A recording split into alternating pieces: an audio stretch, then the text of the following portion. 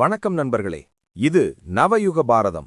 இன்று உலகம் இந்தியாவை வெறும் ஒரு நாடாக மட்டும் பார்க்கவில்லை, ஒரு தீர்வாக பார்க்கிறது. இதற்கு பின்னால் ஒரு மனிதரின் அசைக்க முடியாத உறுதி இருக்கிறது. அவர்தான் பிரதமர் நரேந்திர மோடி.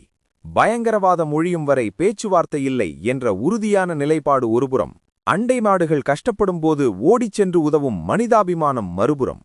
மோடிஜியின் இந்த இருவேறு வியூகங்கள் தெற்காசியாவை எப்படி மாற்றியமைத்துள்ளன? விரிவாக பார்ப்போம். டிசம்பர் 2025 ஐநா பாதுகாப்பு சபையில் பாகிஸ்தான் அம்பலப்படுத்தப்பட்டது.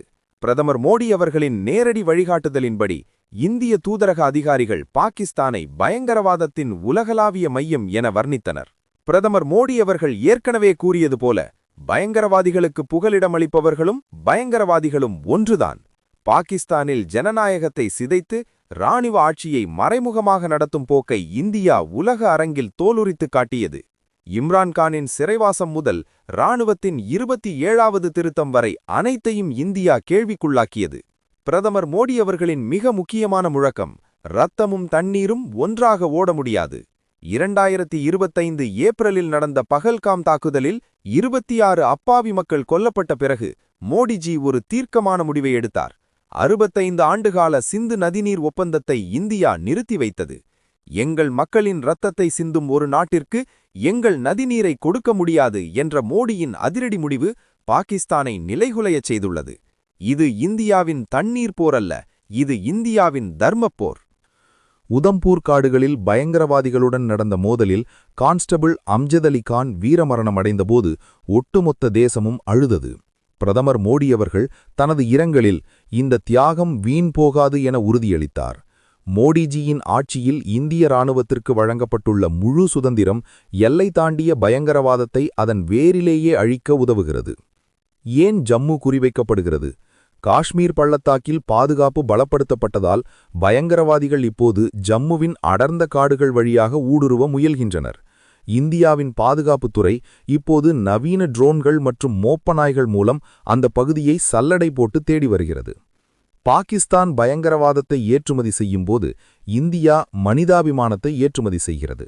இதுதான் இந்தியாவின் ஸ்டைல். ஆப்கானிஸ்தான் இன்று ஒரு இக்கட்டான சூழலில் உள்ளது.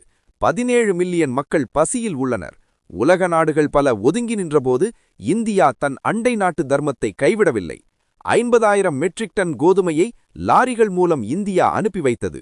327 டன் மருந்துகள், 13 லட்சம் டோஸ் கோவிட் தடுப்பூசிகள் மற்றும் புற்றுநோய் மருந்துகளை இந்தியா வழங்கியுள்ளது. காபூலில் உள்ள இந்திரா காந்தி குழந்தைகள் மருத்துவமனையை நவீனப்படுத்த இந்தியா நிதியுதவி செய்துள்ளது. 200க்கும் மேற்பட்ட ஆப்கானியர்களுக்கு இந்தியாவில் சிகிச்சை பெற விசாக்கள் வழங்கப்பட்டுள்ளன. பயங்கரவாதத்திற்கு தண்டனை, மனிதாபிமானத்திற்கு உதவி, இதுதான் இந்தியாவின் புதிய ராஜதந்திரம். பயங்கரவாதத்தை ஒடுக்குவதில் சரி, அண்டை நாட்டு மக்களின் கண்ணீரை துடைப்பதில் சரி, இந்தியா இன்று உலகிற்கு ஒரு வழிகாட்டியாக இருக்கிறது. தெற்காசியாவில் அமைதி திரும்புமா அல்லது பதற்றம் நீடிக்குமா என்பது பாகிஸ்தான் எடுக்கும் முடிவுகளை பொறுத்தே அமையும். ஆனால் இந்தியா எப்போதும் தன் பாதுகாப்பு மற்றும் மனிதாபிமான கொள்கையில் உறுதியாக இருக்கிறது. உங்களுடைய கருத்துக்களை கமெண்டில் சொல்லுங்கள். மேலும் இதுபோன்ற விரிவான அரசியல் ஆய்வுகளுக்கு நமது சேனலை தொடருங்கள்.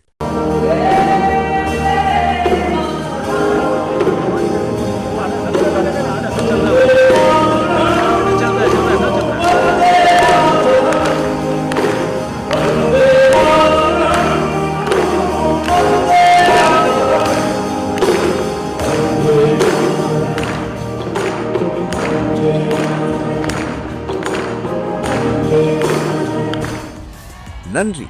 ஜெய் ஹிந்த்.